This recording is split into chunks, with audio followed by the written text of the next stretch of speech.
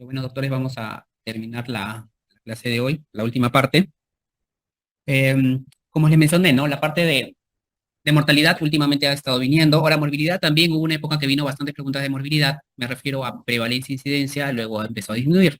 Pero también ha estado viniendo. Entonces hay que tener en cuenta también este tema. Y seguramente iban a ver los Fénix, que significa de que ha venido este tema en el examen. Entonces vamos a empezar. Aquí tenemos, a ver, empecemos ya. Prevalencia. ¿Qué es la prevalencia? Prevalencia nos indica, ya les adelanté, es una probabilidad, ¿no? Como dice acá, es una probabilidad ¿de qué? De que un individuo sea un caso de una enfermedad en un momento específico, ¿ya? Eso significa, ahora también la prevalencia es básicamente una proporción. Escribirlo acá, es una proporción, es una proporción. Es una proporción que nos indica, ¿no? Como es una proporción, nos indica qué tanto de la población está afectada. Ya les hablé hace un ratito el ejemplo, ¿no? Si tengo 100 sujetos y 5 están afectados por la enfermedad, significa que tengo el 5% de ellos afectados, ¿no? Entonces, las características de la prevalencia, ¿cuál es? Es que es una proporción. Es una proporción.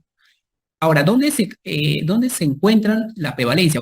¿En qué estudios es donde se determinan las prevalencias? Se determinan en los estudios transversales, ¿ya? Los estudios transversales son los que nos indican la prevalencia. Ahora, la prevalencia es adimensional, no tiene dimensiones y se suele expresar en porcentajes. ¿Por qué? Porque es una proporción, ¿ya? Entonces, aquí lo importante deben recordar que es una proporción y sale de estudios transversales. Ahora, esta prevalencia se obtiene a través de estudios transversales, eso significa que aquí tenemos este esquemita, en el cual esta línea simboliza la línea del tiempo. Entonces vamos a realizar el estudio en un punto determinado de tiempo, vamos a recopilar la información solamente una vez, por eso es un estudio transversal, en el cual vamos a obtener cuántos casos presentaron la enfermedad con respecto a la población total, multiplicado por un múltiplo del 100%, ¿no? Ahora, estos números de casos, no me importa si el momento de que yo realicé el estudio fue un caso nuevo o un caso antiguo.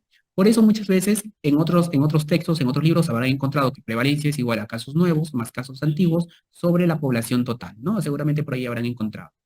Entonces, la prevalencia, el número de casos, aquí no me importa si fue un caso nuevo o un caso antiguo. Lo que me interesa es que si al momento de que hice la medición o la evaluación de la enfermedad, el sujeto estuvo enfermo o no.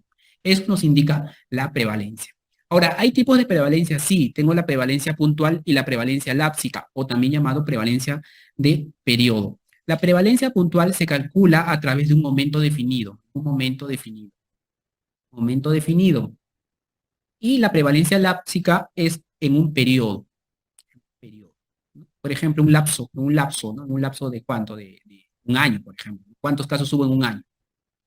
Puntual, en cambio, es un caso definido. Por ejemplo, hoy día quiero ver cuántos de ustedes tienen ansiedad, por ejemplo. Entonces, utilizo una ficha de recolección de datos, un instrumento para ver para medir ansiedad y estimo cuántas, y bueno, y calculo cuántas personas tienen ansiedad en el aula, ¿no? Imagínense que 5% tienen ansiedad.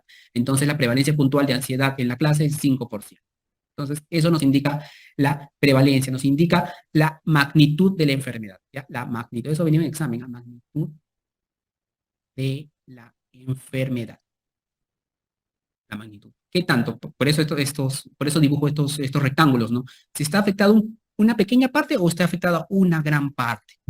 Ahora, la prevalencia puede aumentar o disminuir según los siguientes casos. Si la enfermedad dura mucho, entonces la prevalencia aumenta. Si se prolonga la vida de los pacientes enfermos, obviamente la prevalencia va a aumentar. Las personas viven más, por lo tanto, va a aumentar la prevalencia. Ahora, esto es uno de los factores por el cual están aumentando las enfermedades crónicas. ¿Por qué? Porque ahora ya hay nuevos tratamientos. Como hay nuevos tratamientos, antes, por ejemplo, la persona fallecía en una semana. Por ejemplo, antes cuando no existía terapia de reemplazo renal, hemodiálisis, trasplante renal, en una semana los pacientes se morían. Ahora estos pacientes viven años. Por lo tanto, aumentan los casos, por lo tanto, aumenta la prevalencia. Igual es con el cáncer. Hay muchos cánceres que en 6 meses el paciente fallecía, ahora viven más de 5 años. Entonces, prolongación de la enfermedad aumenta la prevalencia. Aumento de casos nuevos, también, si ingresan más casos a un territorio, aumentan también la prevalencia de la enfermedad, ¿no? Es lo que se quería evitar con el COVID, ¿no? La mayoría de países al inicio cerraron fronteras para evitar que ingresen casos nuevos y aumentar la prevalencia de la enfermedad. Inmigración de casos, también, ¿no? Tiene que ver con esto. Emigración de sanos, si es que se van los sanos, por ejemplo, imagínense, aquí están en clase y hay, por ejemplo, por ahí 5 personas tosiendo, estornudando y los demás tienen miedo y se escapan, ¿no? Y quedan solamente ellos. Se van los sanos, quedan ellos, prevalencia 100% de faringitis. Entonces aumenta la prevalencia. Y también tiene que ver con el mejor diagnóstico. Ahora diagnosticamos más, hacemos tamizaje, vamos a tener más casos, ¿sí o no? Si vamos a hacer, hacemos más tamizajes de cáncer de mama, vamos a hacer más tamizaje de cáncer de cuello uterino, vamos a tener más casos de esto. Esto va a influir en la prevalencia. Ahora, la prevalencia, ¿cuándo disminuye? Cuando la duración de la enfermedad es corta. Uno es que te cures rápido, otro es que te mueras rápido, ¿no? Entonces va a depender de eso. La prevalencia de una enfermedad va a disminuir dependiendo de que si te curas rápido o falleces rápido por esta enfermedad. También si disminuyen los casos nuevos, o hay inmigración de casos, o inmigración de casos. Inmigración de sanos, me refiero, inmigración de sanos, ¿no? Si ingresan más sanos al país, ¿no? Sanos, entonces va a disminuir la prevalencia de casos. Y si emigran los casos, disminuirá también la prevalencia. Eso también ha venido en examen y lo vamos a revisar en la resolución de preguntas. Y aquí les doy unos casitos, ¿no? Por ejemplo, este es estudios publicados a nivel nacional sobre prevalencia, ¿no? Por ejemplo, prevalencia, hipertensión, por ejemplo. Entonces, en este estudio, por ejemplo, en el año 2016, se encontraron que la hipertensión, realizado en una encuesta nacional, ¿ves? Una encuesta transversal, fue una encuesta, un estudio transversal realizado en el 2006, una muestra de 4.200 sujetos mayores de 20 años, calcularon la prevalencia de hipertensión que fue 13%. ¿Qué significa que 13%, la prevalencia de una enfermedad sea 13%? Significa de que si yo tengo a 100 sujetos, 13 de ellos tienen hipertensión. ¿Ya? Pero eso sirve la hipertensión, para estimar eso. Entonces, sobre todo se utiliza eso bastante en enfermedades crónicas, ¿no? Aquí, por ejemplo, encontraron que la prevalencia de diabetes fue 3%, ¿ya? Redondeando. Significa que si yo tengo 100 personas mayores de 20 años, 3 de ellos tienen diabetes mellitus. ¿Ya? Eso es para eso se sirve bastante estos indicadores, para estimar cuántas personas pueden tener la enfermedad, ¿no? Por ejemplo, en donde trabajos utilizamos bastantes prevalencias para estimar cuántos pacientes vamos a tener el próximo año. Ahora, aquí vemos, por ejemplo, cómo va evolucionando la prevalencia de anemia, ¿no? Cómo ha ido evolucionando, pues, en el año 2015, ¿no? He escuchado que ha aumentado a 40 todavía. Pues, estamos yendo mal, ¿no? Pero así estuvo evolucionando en el periodo 2009 al 2015, ¿no? Se mantuvo relativamente constante. En 37% de los niños tenían anemia menores de 5 años. Es bastante, ¿no? O sea, de 10 niños, 3 de ellos tenían anemia. Y actualmente, escuché por ahí que decían 40. Imagínense que es 40%. Significa que de 10 niños, 4 tienen anemia. Significa que mitad, de 5 niños, 2 tienen anemia. ¿Ves? Nos indica cómo está impactando en la población. Imagínense que la anemia sea solamente del 10%. Ahí cambian las cosas, ¿no? De 10 sujetos, solamente uno tiene anemia. Entonces ahí se ve la importancia, qué tanto está impactando la enfermedad en la población. Nos da una idea de eso. Y eso es la prevalencia. Ahora veamos la incidencia. La incidencia tiene que ver con los casos nuevos, ¿ya? Con los casos nuevos. La prevalencia, la incidencia nos indica, ¿no?, la probabilidad y velocidad que los individuos de una población desarrollarán una enfermedad durante cierto periodo. Nótese la palabrita aquí, desarrollarán. Está hablando en futuro, hacia adelante. O sea, es la probabilidad de que desarrollará la enfermedad en futuro, durante cierto periodo. De repente, ¿cuál es la probabilidad de desarrollar el próximo año la enfermedad? Entonces, eso nos expresa la incidencia. Eso es lo que nos expresa la incidencia.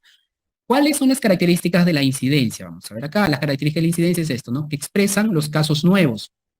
Expresan casos nuevos. Incidencia es igual a casos nuevos. Aquí sí me importa que sea un caso nuevo. Expresa los casos que se desarrollarán en un periodo. ¿Y dónde se calcula dónde se determina la incidencia? Se calcula a través de los estudios de cohorte. Eso está en examen. La incidencia se calcula a través, o se estima, o se determina a través de estudios de cohorte. Recordar que los estudios de cohorte se hace seguimiento a sujetos sanos a través del tiempo y luego vemos cuántos de ellos enfermaron o quedaron sanos, ¿no? Algunos enfermaron, otros no, ¿no? Seguramente estos sujetos están expuestos a un factor de riesgo, ¿no? Le hacemos seguimiento y vemos cuántos de ellos enfermaron o no enfermaron. Y ahí es donde determinamos la incidencia de estos sujetos que enfermaron. Ahora, tipos de incidencias. Tenemos dos tipos de incidencia. Tenemos la densidad de incidencia, que últimamente está viniendo bastante en examen, algo que antes no venía, y la incidencia acumulada, la incidencia más conocida. Entonces, tenemos dos tipos, la densidad de incidencia y la incidencia acumulada.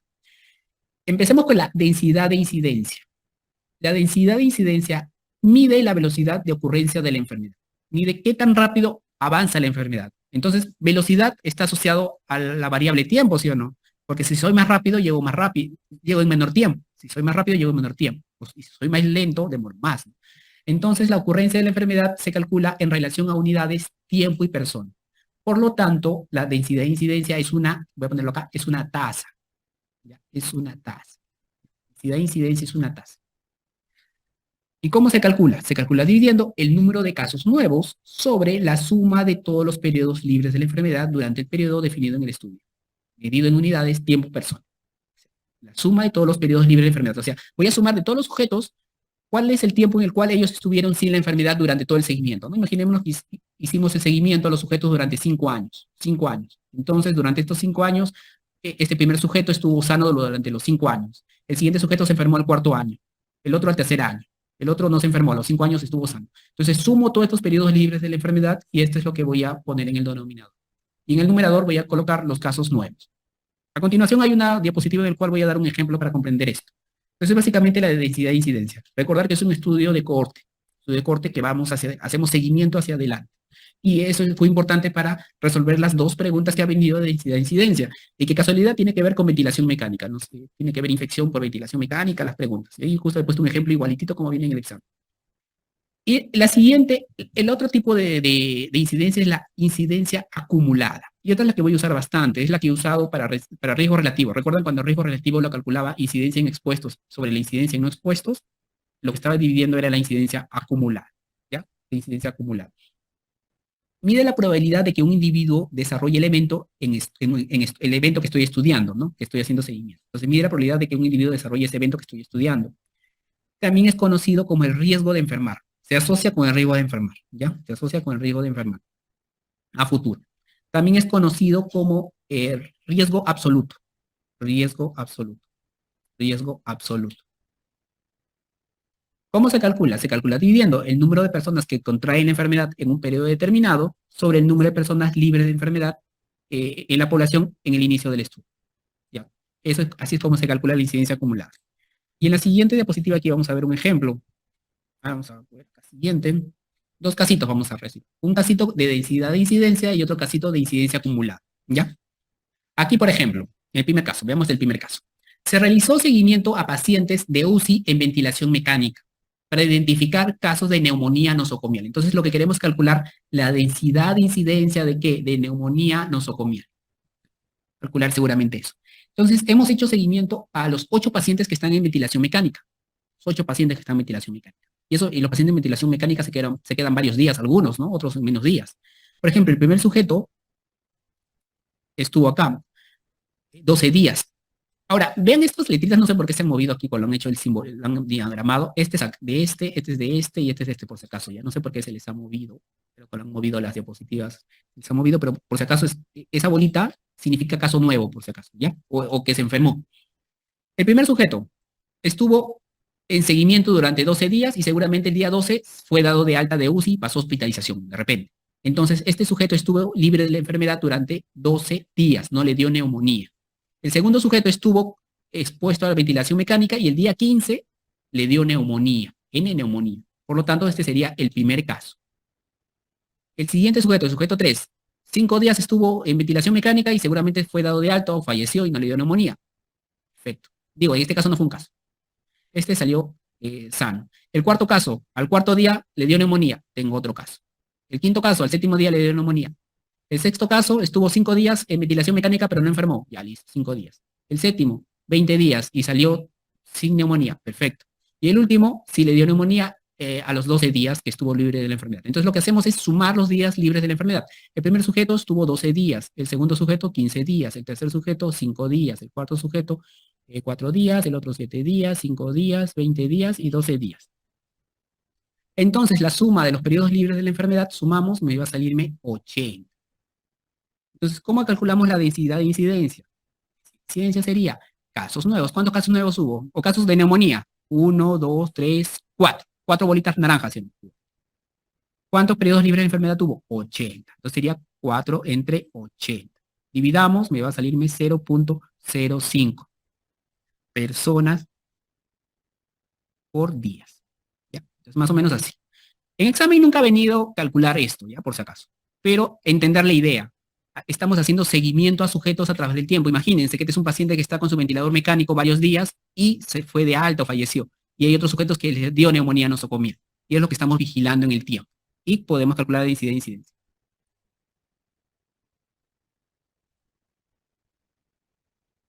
Sí, buena pregunta. Nos dice, su compañero nos dice de que en este cálculo debo incluir inclusive a los que están libres de la enfermedad o los que no enfermaron. Es correcto. Tengo que incluir a todos porque esos sujetos no se enfermaron. Recordar que es un estudio de cohorte. Hacemos seguimiento a los sujetos que no tenían neumonía y vemos, sumamos a los que enfermaron y a los que no enfermaron. Por eso es necesario eso. En estudio de cohorte ahí lo vamos a ver con más detalle, ¿ya? Pero aquí está el cálculo que estamos realizando. Y el otro es la incidencia acumulada. Bueno, aquí no he puesto cálculos, pero aquí ya les estoy dando ejemplos de incidencia de dengue. Eso significa casos de dengue, casos nuevos, ¿no? Incidencia de dengue, ¿no? Número de casos, cómo ha ido evolucionando el dengue, ¿no? Por ejemplo, en 2020, 68 fue la incidencia, obviamente por 100.000 habitantes. Y en 2023, miren, ¿cuánto aumentó? 286. Y en el 2022 fue 125, miren, fue altísimo, ¿no? Una incidencia bien alta, ¿no? Entonces, esperemos que el próximo año no ocurra lo mismo, ¿no? De hecho, va a haber dengue, ¿no? Pero esperemos que hayan tomado las medidas, ¿no? Todos los años hay este problema. Ya, entonces, y por último, hay una relación incidencia-prevalencia, ¿no? Hay una relación incidencia-prevalencia. Incidencia y prevalencia están relacionadas. Y se entiende bastante bien con este esquemita de acá. Este esquemita donde se ve, imaginémonos que tenemos una tina o un tanque que está siendo llenado, ¿no? Con un caño, ¿no? Está siendo llenado. Pero a la vez este tanque tiene otro cañito, el cual también está abierto y el cual se está escapando el agua también. ¿Ya? Esta agua que ingresa a este tanque representan los casos nuevos. O sea, los casos, también se le llama casos incidentes. Si en un artículo científico leen casos incidentes, se refiere a casos nuevos, a los casos nuevos, ¿no? Entonces, esta agua que ingresa a esta tina o este recipiente se relaciona con la incidencia. Ahora, el nivel del agua va a depender de cuánto ingrese el agua y cuánto se escape el agua. El escape de agua es representado por qué? Por los recuperados o los fallecidos, ¿no? Hay sujetos que se curan, hay otros sujetos que fallecen. Y esto va a hacer de que este nivel de agua aumente o disminuya. Este nivel de agua es representado por la prevalencia, ¿no? Entonces va aumentando o disminuyendo la prevalencia dependiendo de cuántos nuevos casos ingresan o cuántos van saliendo. Entonces, eso también se vio bastante en la pandemia, ¿no? ¿Cuántos casos hay todavía? Casos nuevos. Lo primero que disminuían eran los casos nuevos y luego ya recién disminuía la prevalencia, el total de casos. Ahora, hay una forma de relacionar estas medidas a través de esta fórmula. La prevalencia es igual a la incidencia por la duración de la enfermedad sobre el 1 más incidencia por la duración de la enfermedad. Ahora, esta medida de acá abajo generalmente es una medida bien pequeñita porque la incidencia generalmente se mide entre 100.000 habitantes. Entonces, podemos decir de que esto de abajo tiende a 1, ¿ya? Tiende a 1. Por lo tanto, de manera práctica se tiene esta relación. Prevalencia es igual a la incidencia por la duración de la enfermedad. ¿Ya? Entonces, si se han dado cuenta, la prevalencia depende de cuánto dura la enfermedad. Si dura más la enfermedad, aumenta la prevalencia. Si disminuye menos la enfermedad, disminuye la prevalencia. Y esto ya lo hemos visto acá, ¿no? En este cuadrito, ¿no? Cuando la prevalencia aumenta, cuando la prevalencia disminuye. Si ingresan los casos, si fallecen o no fallecen, si se curan o no se curan, eso también se representa acá con este grafiquito. Y bueno, esto ha sido la última parte, es lo que vamos a revisar hoy día hasta acá. La siguiente clase vamos a revisar, ¿qué vamos a revisar la siguiente? Ya, estudios epidemiológicos, una clase interesante también, eso vamos a revisar la clase pasada, ¿no? Por respecto, hoy día hemos terminado. No sé si hubiera alguna consulta, lo pueden hacer.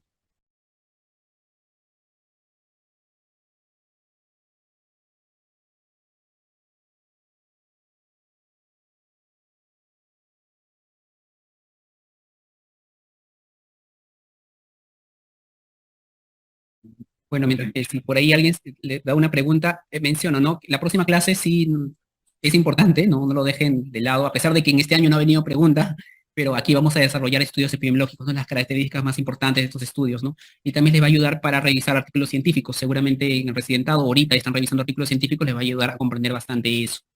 Entonces, no dejar de clase siguiente que viene. Aquí hay una pregunta, bueno, aquí hay una consulta, ¿no? Obviamente aquí menciona de que está pidiendo resolver ejercicios de incidencia acumulada. Básicamente la incidencia acumulada es dividir casos nuevos sobre la población en riesgo. Eso lo vamos a resolver cuando resolvamos preguntas, cuando vayamos al ciclo siguiente en resolución de preguntas y vamos a resolver preguntas y vamos a calcular, ¿no? Básicamente eso. Ya, entonces, ahora, si es que quisiéramos calcular acá, ¿cómo lo hubiéramos calculado? De manera sencilla. Si hubiéramos tenido los casos nuevos, por ejemplo, si hubieran sido 100 casos nuevos, pero la población expuesta fue, por ejemplo, 1.000, entonces la incidencia acumulada sería sencillo. Casos nuevos 100 sobre 1.000. Y eso sería la incidencia acumulada. Divides y te sale la respuesta, ¿no? Saldría 0.1, creo, ¿no? Más o menos. Así básicamente se calcula la incidencia acumulada. Sencillo, casos nuevos sobre la población expuesta. ¿Ya? Luego hay otra pregunta por acá.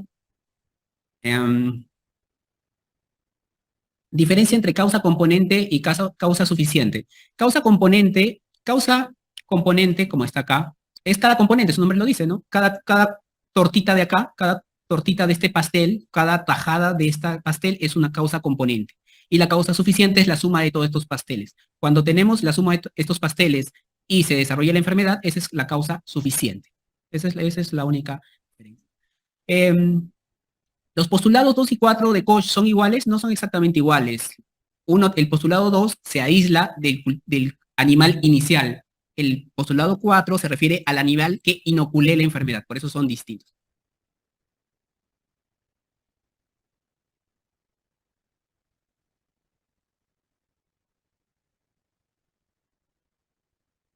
Ya. Aquí una consulta de acá, interesante también, importante también, porque eso nos va a ayudar a resolver preguntas, porque eso cuando resolvamos preguntas y lo vamos a ver. Cuando vamos a calcular la incidencia, ¿nos dice el examen población expuesta? Generalmente no lo dice. Generalmente no lo dice, solamente dice la población es tanto. Entonces asumimos que esa población es la población expuesta. Es raro. Pero por ahí hay una pregunta que siempre me lo hacen, todos los años me la hacen, de un caso que hubo una radiación que hubo en una fábrica y hubo una población que estuvo expuesta y otra no expuesta. Y te decía la pregunta, calcular la incidencia en la población expuesta. Ahí sí tenías que calcular en la población expuesta porque te lo decía, pero si es que no lo dice, ahí sí tienes que considerar a toda la población. Generalmente no te lo dicen, generalmente. Ya, bueno, la fórmula de mortalidad materna está acá. ¿Qué más? A ver, otra pregunta. Ya. Ya, aquí hay una pregunta interesante también. Mayoría, todas las preguntas son interesantes. Voy a tratar de resumir las preguntas que están haciendo, ¿ya? Aquí hay una pregunta, ¿cómo se interpreta?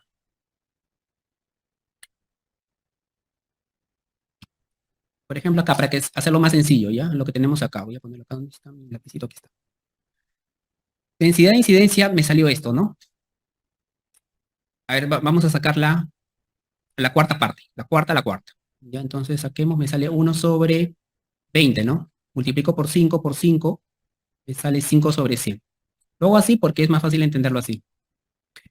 5 en 100, más o menos esto es lo que, la densidad de incidencia es 5 en 100. 5 personas, 100 días.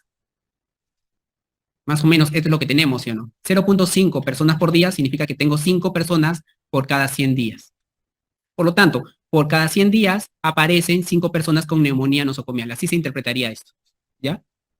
Por eso nos indica la velocidad de una enfermedad. En cambio, si hubiera, por ejemplo, 30 personas en 100 días, entonces aquí la enfermedad es más rápida. Entonces, en 100 días aparecieron 5 personas que tuvieron la enfermedad. Esa es la interpretación de este ejemplo de densidad de incidencia, ¿ya? Por eso nos indica la densidad de incidencia, nos indica la velocidad de la enfermedad, cómo va avanzando, ¿ya? Esta es la interpretación real.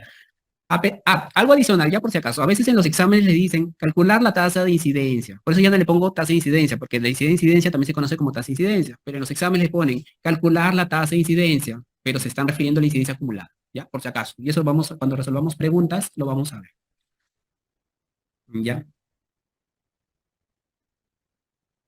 Aquí hay una pregunta también con respecto al factor de expansión en la mortalidad.